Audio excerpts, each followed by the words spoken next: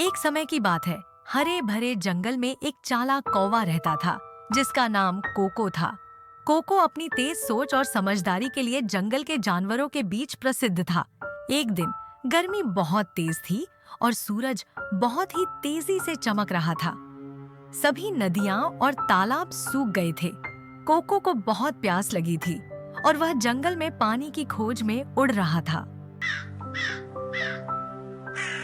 लंबी उड़ान के बाद कोको को एक पुराने पेड़ के पास जमीन पर एक छोटा मिट्टी का घड़ा दिखाई दिया।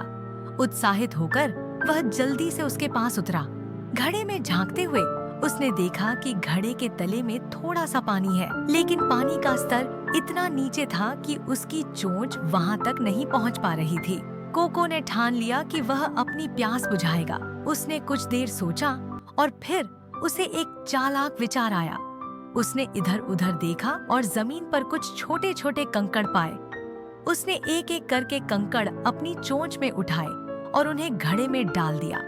हर कंकड़ डालने पर पानी का स्तर थोड़ा ऊंचा हो गया। कई कंकड़ डालने के बाद आखिरकार पानी ऊपर तक पहुंच गया। कोको ने जल्दी से अपनी चोंच घड़े में डाली और ठंडा ताजा पानी पीने लगा। उसकी प्यास बुझ गई थी। जब वह अपने घोंसले की ओर वापस उड़ रहा था तो कोको ने सोचा कि जो हुआ उसके बारे में और एक महत्वपूर्ण बात समझी। जब किसी समस्या का सामना हो तो दिमाग का इस्तेमाल करके और लगातार मेहनत करके हम समाधान पा सकते हैं, उसने खुद से कहा। उस दिन के बाद उसने यह ज्ञान जंगल के सभी छोटे जानवरों के साथ साझा किया और इस तरह चालाक कोको कौवे की कहानी जंगल भर में फैल गई।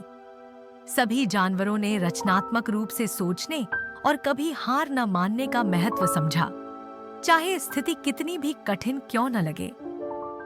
कहानी की शिक्षा। दिमाग से सोचें। किसी समस्या का समाधान खोजने के कई तरीके हो सकते हैं।